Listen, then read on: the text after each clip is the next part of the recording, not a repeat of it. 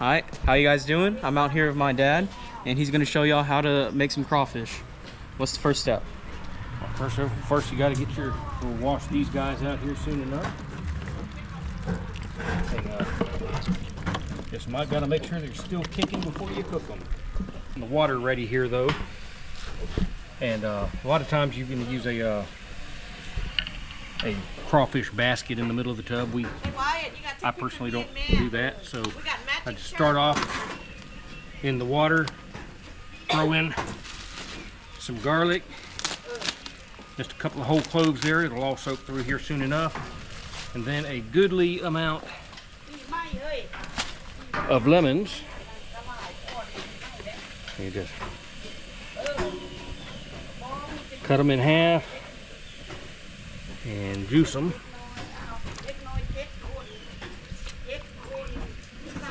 So we're going ahead and dropping them in. Want to citrus up the water real good. Not only does it add a nice little lemon flavor to them, but the acid will help break down the shell a little bit, make it a little softer. But I like a lot in mine. It's just all up to your taste. How many lemons do you do? All of them? I usually, for a nice 40-pound sack like we've got right there, I'm going to do about 8 of them. About. That's just 4, maybe. It's really, I'm already starting to smell the citrus, so there's a lot of juice in these lemons. So I think I may just do 1 more for now. I can always add more later. If I'm not getting that good citrusy smell coming through. Now, you can also do it with oranges. I'm going strictly lemon in this one. But a lot of times I like to do a little bit of orange in there, maybe throw in a frozen concentrate orange or something like that. Just give it a, just depending upon what kick you're looking for.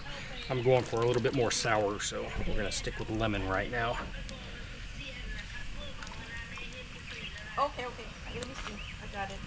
Hold on. All right, so, and the next step, which you won't see a whole lot of places, or I've not seen a whole lot of people do it before, but just a cheap margarine. If you throw a tub of this into your boil, Be a good shot of it. and just, as I said, the absolute cheapest stuff you can get.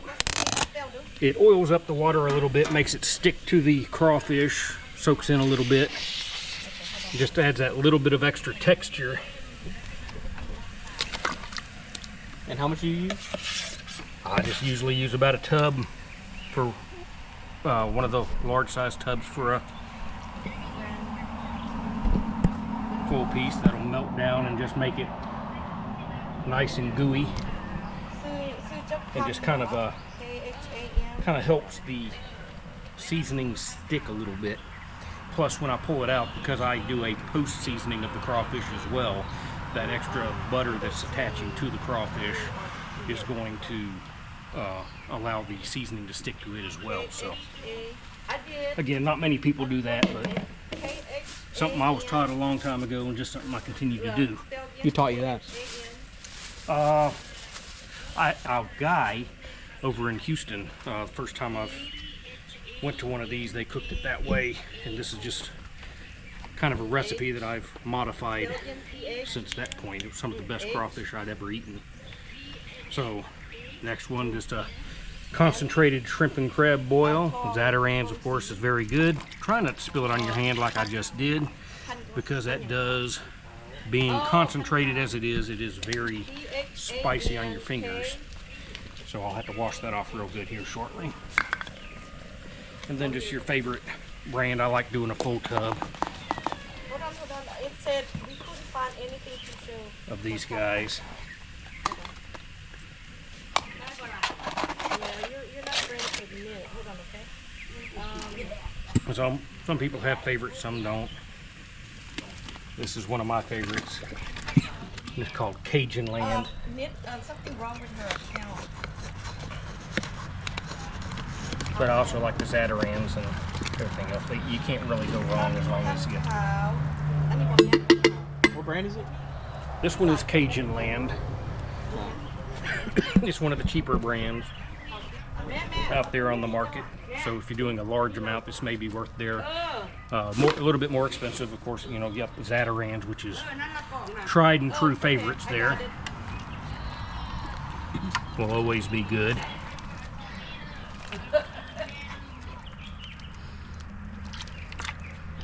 Get all that mixed in there good. Seeing the butter will eventually all break apart. Try not to boil your finger like that. So once this thing returns to a boil, and get the lid back on here, and we'll return this all the way up to a good rolling boil. But that's about the what you're going to look for right there. I might add a little bit. I got another bucket of the spice in there. If we wanted it really spicy, I'll add a little bit more in there for second round or something like that. But looking good so far. So let's bring this back up to a rolling boil. Okay. For here, you'll hear a lot about, you know, purging, and some people will throw salt on these guys and everything else, and that's actually not the full purpose. We're really just trying to knock some of the extra mud off of these guys, let them soak and clean up a little bit, because they really just take them straight out of the mud into the bags and send them to your local provider. So this is really more cleaning the outside shells. They're not really going to purge or anything like you'd think, and some people say put salt in there, it forces them to purge, and that's really not accurate either. They actually grow in brackish water, which is semi-salty water, so why would that make any full difference? This is really just to give them a bath, clean some of the muck off of them before they get boiled, plus trying to keep them alive as long as possible. You're going to keep them cool, especially out in the heat of the south here. You try to keep them as cool as possible, as clean as possible, so that they're alive when they go in to take their final bath. Plus, if you don't want to fill them up too terribly much either, because again, they don't actually breathe underwater. So you could technically drown them and end up with more dead than alive. So again, this is more keep them alive, keep them clean, and have them ready for when the boiling pot is all set. So yeah, the water's just starting to show up underneath of them there, so that should give them enough room to move around in there, stay cool, and act all mean and dangerous at us. Stick your hand in there, Wyatt. And I was kidding. And so now we'll leave them to their own devices, try to keep them cool and alive until, again, it's time for them to cook. All right, we've got ourselves a nice rolling boil going here. And some people will do this in a different order. I prefer to do it this way. I like to cook my potatoes and corn separately and put them in first. So we'll start plopping those in. It's going to hurt like hell because they splash.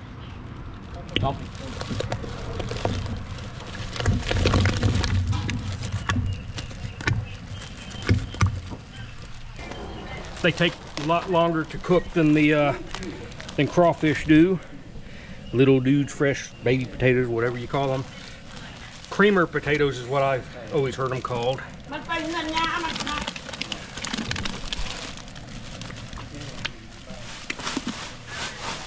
Goodly amount. On the outtakes reels, right?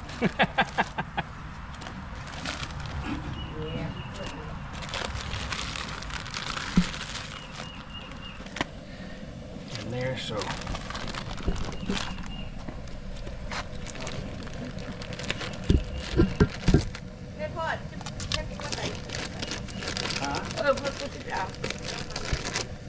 The smell of this is is unreal. Now you notice I brought it back up to rolling boil, and now we're putting it in there. I do that. These are frozen You always want to do these things starting from frozen. They tend to get a little soggy, nasty, and that's when they just don't. The kernels start falling apart if you put them in when they're not frozen and cook them in there. Then they go in a little bit too long. If you put them in when they're frozen, they hold together a little bit better, hold that spice in a little bit better, and stuff like that. But so you bring it up to the rolling boil. This corn's bringing the temperature down. So now we've got to bring it back up to a nice rolling boil, and once it's there, we're going to let that cook for about another 10-15 minutes or so to make sure those potatoes are nice and creamy and that the corn is nice and done before we pull them out, and we'll start with the crawfish. So right now I was just checking the potatoes are, you can tell they're just melting away like butter, so that tells me that my potatoes are good and done. So they are time for them to come on out. They also start to float real good once they're nice and done. I'm doing a tutorial video. Go ahead and scoop these guys out. It's usually a little easier if you got a slotted ladle, but this is all good. But the corn also is looking pretty good there. You see, you can kind of tell that the corn is kind of separating at the kernel, but not popping just yet. So it's not overdone, it's not underdone. That's just about the way you want your corn. So I'm going to go ahead and pull these guys out. You can go ahead and cook your crawfish with it and just pour it all out there together, but and that would actually allow your corn and potatoes to get a little spicier, suck up a little bit more of the spice while it's in the cooking with the crawfish. But the audience I'm cooking for today does not like them all that spicy, so I am going to go ahead and remove them out now. We'll see. And give them just a hint of Cajun seasoning without overpowering their sensibilities there. Just adding a little extra kick to this pan and letting it soak in there real good.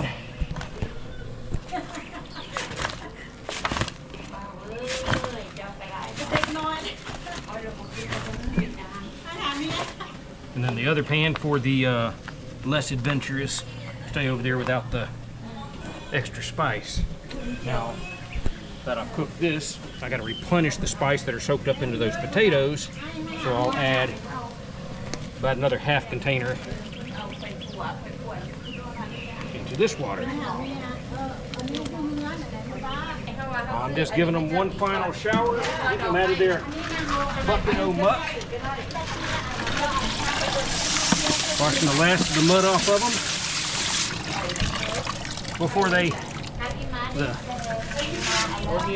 one of them got loose. Look, buddy tried to get away. Look at him. He thought he could get away. He was close. Hey, now all the crawfish are in the pot. We're just going to return this to a rolling boil real quick. Once it's at a rolling boil, we will cook for approximately 5 minutes before shutting off the heat. Once the heat is off, you're just going to let it soak for about, the spicier you want it, the longer you let it soak, but we'll let it soak for about 20 to 30 minutes for the desired audience here. And that's about the size of it. And now we've got these things all nice and floaty to the top. Didn't quite restart the heavy boil yet, but you can see it all boiling through there. This should be all good, but what we're going to do now is we're going to replace the lid, turn off the gas. To stop the cooking process, I'm going to put a little bit of ice in here even to cool it down a little bit longer, and let it rest. And again, the longer we let it rest inside the spices, the more spice those crawfish will suck up and the hotter they get. So we're only going to let these ones go for like maybe 10, 15, maybe 20 minutes because our crowd, again, doesn't like them really spicy. I like them really spicy, so I'll probably leave mine in there for a good 30 minutes longer. But other than that, bon appetit.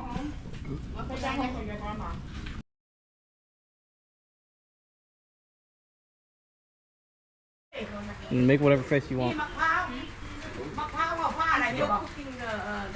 Yeah, that's perfect.